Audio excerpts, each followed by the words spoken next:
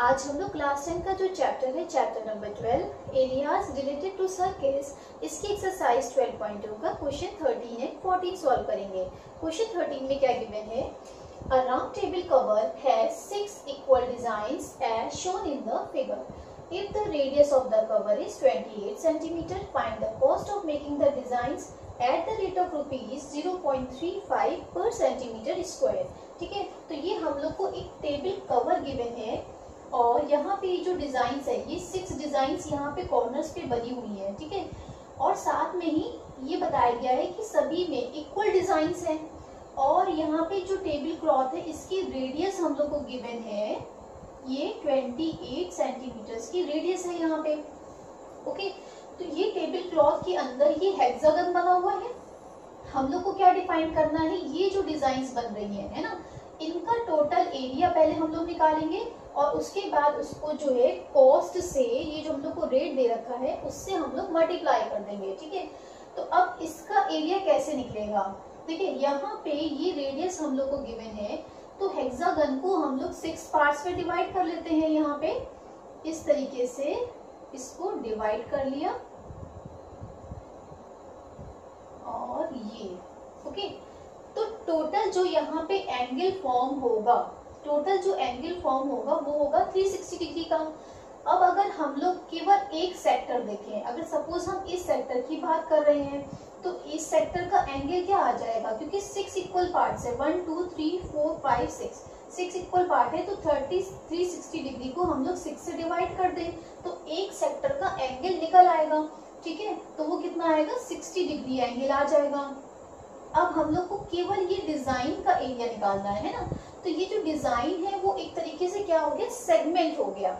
यहाँ पे जो सर्किल का ये सेगमेंट शो कर रहा है ना, तो उसके लिए हम लोग क्या करेंगे, जब इस सेक्टर के एरिया में से, ये पूरा सेक्टर है ना, इसमें से जब हम लोग इस ट्राइंगल का एरिया माइनस कर देंगे तो हम लोग को ये सेगमेंट मिल जाएगा और हम लोग को अभी कितना मिला, एक सेगमेंट का एरिया मिलेगा, है ना। उसके बाद हम लोग उसको 6 से मल्टीप्लाई कर देंगे तो टोटल एरिया, ये जो डिजाइन सब में जो बनी हुई है तो उसका टोटल एरिया निकल आएगा जब हम लोग 6 से मल्टीप्लाई करेंगे। ठीक है, देन हम लोग रेट से मल्टीप्लाई करेंगे तो टोटल कॉस्ट आ जाएगी। ठीक है, तो यहाँ पे हम लोग नेमिंग कर लेते हैं। फर्स्टली ये हो गया O पॉइंट, ये हो गया A और ये हो गया B। ओके, तो यहाँ पे सॉल्यूशन देखते हैं। Radius of the cover is equal to 28 centimetre और साथ में ही यहाँ पे एंगल निकाल लेते हैं। Angle of one sector is equal to 360 degree upon 6, तो वैल्यू क्या आ गई, 60 डिग्री की आ गई। अब हम लोग एरिया ऑफ सेगमेंट निकाल लेते हैं। ठीक है, तो एरिया ऑफ द सेगमेंट ये कैसे निकलेगा, जब हम लोग area of the sector minus area of triangle AOB। ठीक है, अभी हम लोग एक सेगमेंट का एरिया निकाल रहे हैं, तो एरिया ऑफ सेक्टर का फॉर्मूला क्या हो गया, theta upon 360 degree multiply by pi are square, और एरिया ऑफ ट्राइंगल AOB का इसका फॉर्मूला क्या हो गया, r square sine theta by 2 dot cos theta by 2।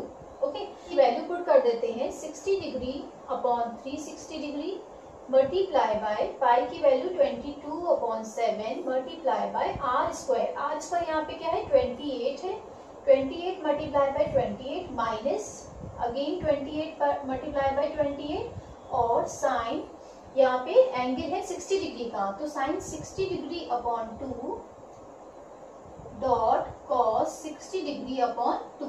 ठीक है, तो यहाँ पे कैंसिल किया तो एंगल आ गया 30 डिग्री का, और इनको जब कैंसिल करेंगे तो यहाँ पे 6 वैल्यू आ गई और ये हो गया 3, ये हो गया 11। ठीक है, अब हम लोग 28 इंटू 28 इसको हम लोग कॉमन भी ले सकते हैं। अब देखिए साइन 30 डिग्री की वैल्यू क्या होती है, ये 1/2 मल्टीप्लाई बाय cos 30 डिग्री की वैल्यू √3/2।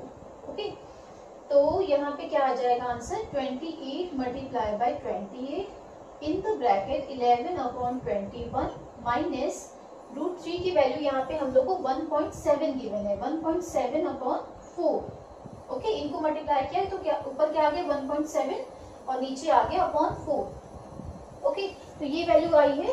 उसके बाद ये सोल्यूशन यहाँ पे देख लेते हैं। तो यहाँ पे क्या आंसर आएगा 28 multiply by 28 in the bracket, यहाँ पे 4 को इससे मल्टीप्लाई करेंगे तो 44 माइनस 21 को 1.7 से मल्टीप्लाई करेंगे तो यहाँ पे आंसर क्या आ जाएगा 35.7 अपॉन क्या आ जाएगा 21 मल्टीप्लाई बाय 4 यानी कि 84 आ जाएगा।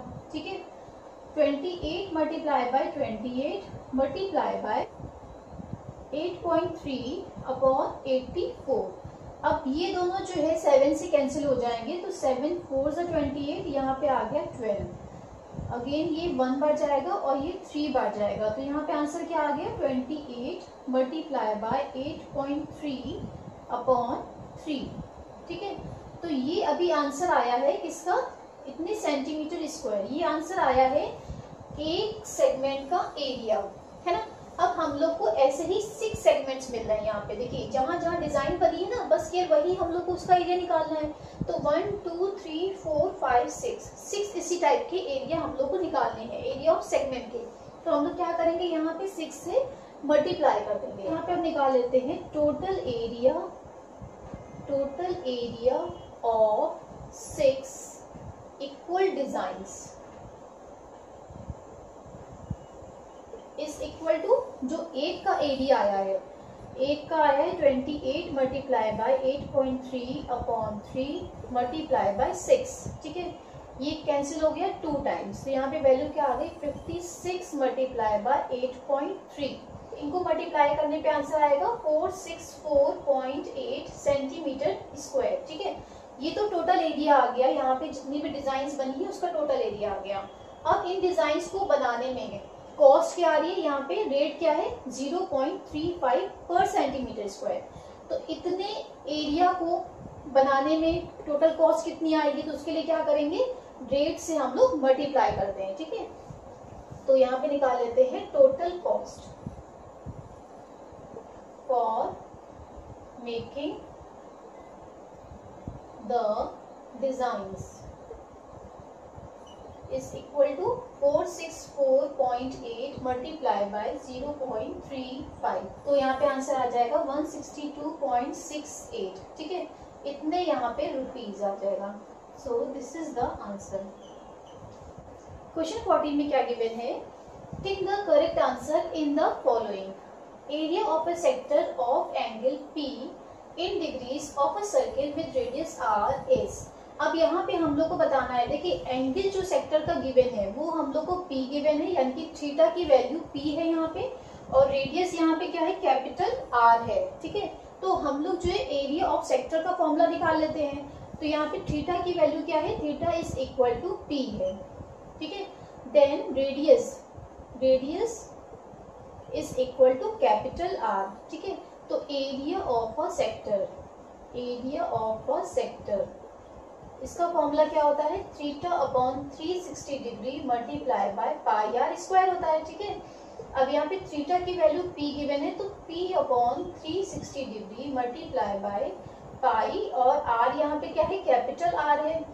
तो ये आंसर हो गया एरिया ऑफ ए सेक्टर का। अब हम लोग को इनमें से सही आंसर चूज करना है। देखिए यहाँ पे पाई आर स्क्वायर आ रहा है और यहाँ पे आ रहा है 2 पाई आर, तो ये तो आंसर बिल्कुल ही रॉन्ग हो गया। यहाँ पे भी 2 पाई आर आ रहा है तो ये भी बिल्कुल रॉन्ग हो गया। अब यहाँ पे B और D में हम लोग को सिलेक्ट करना है। तो P अपॉन 180 आ रहा है, यहाँ पे P अपॉन 360 डिग्री आ रहा है, तो ये भी आंसर नहीं होगा। अब हम लोग D वाला चेक कर लेते हैं। तो D वाले में अब अगर हम लोग ऊपर नीचे यहाँ पे 2 से अगर मल्टीप्लाई कर देते हैं तो हम लोग को यही वाली वैल्यू मिलेगी। देखिए कैसे, P मल्टीप्लाई बाय ये 2 से इधर मल्टीप्लाई किया तो 2 पाई आर स्क्वायर, नीचे जब हम लोग 2 को इससे मल्टीप्लाई करेंगे तो वैल्यू आएगी 720 डिग्री। ठीक है, तो ये आंसर जो है डी वाला यहाँ पे करेक्ट है, तो ये आंसर सही हो गया। तो आंसर में क्या आ जाएगा, हम लोग लिख सकते हैं डी वाला सही है। आई होप ये दोनों ही क्वेश्चंस आपको समझ में आए होंगे। अगर मेरी वीडियो पसंद आई है तो इसको लाइक कीजिए, सब्सक्राइब कीजिए और साथ में ही बेल आइकन जरूर प्रेस कीजिएगा। See you in the next video, till then bye bye.